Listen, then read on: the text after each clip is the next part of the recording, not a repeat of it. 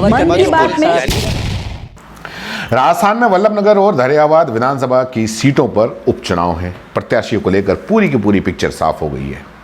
वल्लभनगर में पूरे 9 प्रत्याशी अब मैदान के अंदर है। कौन जीतेगा, कौन हारेगा, कौन पहले नंबर पर रहेगा और किसकी जमानत जब्त होगी, ये तो 2 नवंबर को ही पता चलेगा। और ये हमारे या किसी और के हाथ में नहीं है, ये हाथ में है सिर्फ आपके, यानी कि जनता के हाथ में है। अभी अपन बात कर रहे हैं वल्लभनगर की। 2 सीटों पे चुनाव है, वल्लभनगर और धरियावाद की, लेकिन फिलहाल अपन बात कर रहे हैं वल्लभनगर विधानसभा। फिलहाल तो पहले अपन ये बात कर लेते हैं कि नामांकन भरने और नामांकन उठाने के बाद, जब नामांकन उठ गया है तो मैदान के अंदर कौन कौन बचा है। पूरे नाम गिनाऊंगा, याद रखिएगा। तो वल्लभनगर में टोटल 9 प्रत्याशी हैं। हिम्मत सिंह झाला, ये बीजेपी से हैं। आरएलपी से उदयलाल डांगी, काफ़ी चर्चा में है आजकल। और रणधीर सिंह भिंडर, जनता सेना के, जो हमेशा चर्चा में रहते ही हैं। और कांग्रेस से प्रीति शक्तावत, जिनका नाम सबकी जुबान पे ऐसा है कि लगता है। फिर आते हैं बीटीपी। जी हाँ, बीटीपी की यहाँ पहली बार एंट्री है सुख संपत बागड़ी। और 4 निर्दलीय प्रत्याशी हैं, उनके भी नाम याद रखिए। आप किसी को भी वोट दें, लेकिन सबके नाम याद होने चाहिए। गजेंद्र निर्दलीय हैं, ये नरेंद्र, ये भी निर्दलीय हैं। भेरूलाल कालवेलिया, ये भी निर्दलीय हैं। और विजय कुमार, ये भी निर्दलीय हैं। अब सीबीसी न्यूज़ का चुनावी सफर जारी है। हम कई लोगों से बात करते हैं, जो लोग कैमरे पे आते हैं उन लोगों से बात करते हैं और उनकी बात हम आपको दिखाते हैं। लेकिन ज़्यादातर ये देखा गया है कि कैमरा और माइक पर लोग बोलते नहीं हैं। हमारा जो चुनाव का सफ़र है वो जारी है।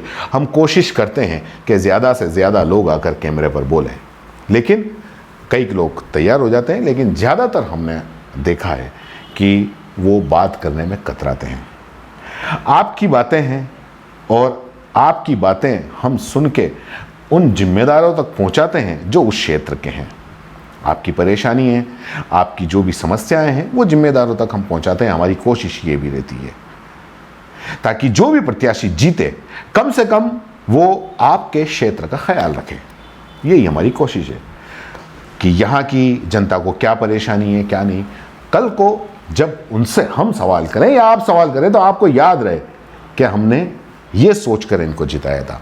चुनावी सफ़र में जितने भी लोग हमको मिलते हैं, जिन भी लोगों के व्यूज़ आते हैं, वो हमारी तरफ से रैंडमली होते हैं। किसी को बुलाया नहीं जाता, किसी को हम आमंत्रित नहीं करते। गाड़ी सफ़र शुरू होता है, रास्ते में जो जो मिलते हैं, जो बात करना चाहते हैं, उनसे हम बात करते जाते हैं। क्या आप ये कुछ भी बोले, वो हम आपको एक जनता की आवाज़ है ये सोच के हम आपको दिखाते हैं। वो चाहे कुछ भी बोले, शब्दों की मर्यादा में रह के, वो उनकी मर्जी होती है। अब जो लोगों के मन में है वो बोलते हैं। इसमें हम उन्हें नहीं बोलते कि आपको ऐसा बोलना चाहिए। नहीं, जो आपको अच्छा लगे, जो आपको कैंडिडेट अच्छा लगता है, आपको कोई कैंडिडेट बुरा लगता है, आपको किसी का काम पसंद नहीं है, आपको किसी का काम पसंद है, वो सब आप बोल सकते हैं। आपके क्षेत्र की समस्याएं सब आपको बता सकते हैं। लेकिन सबसे बड़ी दिक्कत इस चुनावी सफ़र के अंदर क्या आई पता है? कि इस चुनावी सफ़र के दौरान ज़्यादातर देखा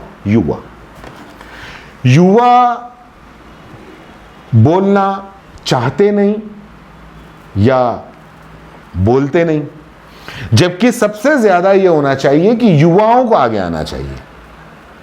सीबीसी न्यूज़ का सफ़र, चुनावी सफ़र, हमारा ख़ास मकसद यही है कि लोगों की, चाहे वो वृद्ध हो चाहे युवा हो, अब जो वृद्ध लोग हैं या जो समझदार हैं, या खैर समझदार तो जो वोटर होता है वो समझदार ही होता है, तो वो आगे आ जाते हैं। लेकिन हम चाहते हैं कि युवाओं की बात भी आगे आए, लेकिन युवा आगे आते नहीं हैं। इसलिए उनको बोलना चाहिए, उनको कहना चाहिए। अब 9 प्रत्याशी हैं। 9 प्रत्याशी के अंदर सबसे पहले अगर हम बात करें प्रीति शक्तावत, कांग्रेस की प्रीति शक्तावत, उनके लिए एक तरीके से काफ़ी कुछ संभावनाएं हैं, क्योंकि सहानुभूति लहर है और काफ़ी लोगों से सुनने में भी आया है। दूसरा जनता सेना के जो रणधीर सिंह भिंडर हैं, वो ये मान के चल रहे हैं और कांग्रेस भी मान के चल रही है कि जो मुकाबला है वल्लभनगर के अंदर वो कांग्रेस और जनता सेना के बीच में है, बाकी और कोई आता नहीं है। लेकिन मुझे अब ऐसा लगता है कि ये जनता सेना और कांग्रेस इन दोनों की गलतफहमी है। गलतफहमी इसलिए है क्योंकि भाजपा ने जिस उदयलाल डांगी को साइड किनार कर दिया था, उस उदयलाल डांगी ने रालोपा से टिकट भर दिया है। और रालोपा यानी कि राष्ट्रीय लोकतांत्रिक पार्टी, बेनीवाल जी की पार्टी, उन्होंने हनुमान बेनीवाल और उन्होंने समर्थन दिया। और जब उन्होंने समर्थन दिया तो उनकी सभा में उन्होंने जो अपनी शक्ति का प्रदर्शन किया है, उससे ये कहना पड़ेगा कि हुजूर लड़ाई इतनी आसान भी नहीं है। अगर भाजपा या कांग्रेस और जनता सेना दोनों अगर ये सोच रहे हैं कि लड़ाई इतनी आसान हो जाएगी, तो दरअसल ये लड़ाई इतनी आसान नहीं है। क्योंकि उदयलाल डांगी पूरे दमखम के साथ में सिर्फ एक भाजपा को डराने के लिए या मतलब उसको ये नहीं कि आपने मुझे नहीं दिया तो मैं आपके वोट काटूंगा, उसके लिए उदयलाल डांगी दरअसल खड़े नहीं हुए हैं। उदयलाल डांगी जीतने के लिए खड़े हुए हैं। और कहीं ऐसा न हो कि वल्लभनगर में एक और रणधीर सिंह पैदा हो जाए। यानी कि जब रणधीर सिंह भिंडर का टिकट काटा था तो जनता सेना पैदा हुई थी और रणधीर सिंह ने वहां से जीत के बताया था। और अब फिर से भाजपा ने उदयलाल डांगी का टिकट काटा है और उदयलाल डांगी उसी ताकत के साथ में अपनी उपस्थिति दर्ज करा रहे हैं।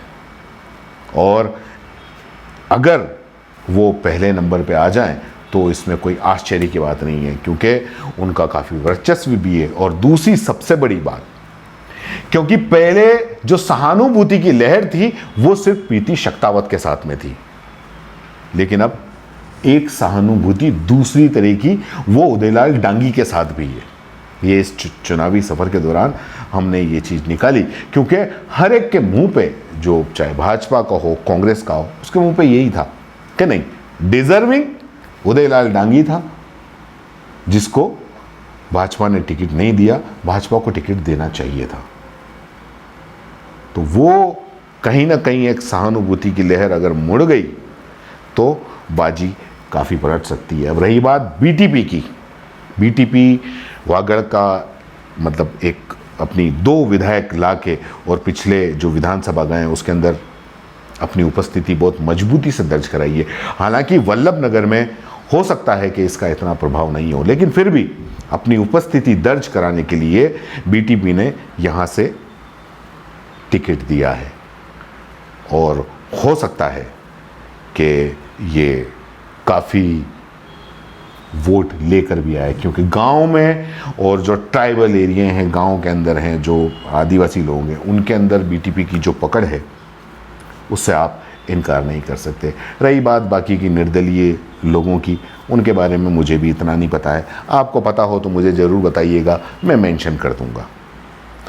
ये चुनावी सफ़र जारी रहेगा, हम धरियावाद का भी चक्कर लगाएंगे और जब भी आप देखें, आपको जब भी बात करनी हो तो हमसे ज़रूर बात करें। जय हिंद, जय भारत। दोस्तों, सीबीसी न्यूज आपके सहयोग से लगातार बढ़ता जा रहा है। स्वतंत्र पत्रकारिता का सहयोग करने के लिए आपका धन्यवाद।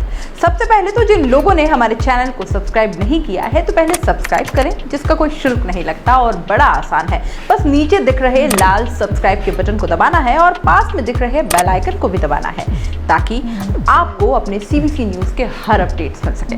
हमारे इंस्टाग्राम पेज और फेसबुक पेज को भी लाइक करें, फॉलो करें, वहां पर भी आपको मिलती है तरह तरह के अपडेट्स। हम पूरे राजस्थान से आपके लिए लाते हैं वो खास खबरें जो आपके लिए जरूरी है, और वो भी पूरी बेबाकी के साथ। पत्रकारिता के इस मुश्किल दौर में आपकी आवाज जिम्मेदारों तक पहुंचाना ही हमारा लक्ष्य है, और ये आपके सहयोग के बिना संभव नहीं है।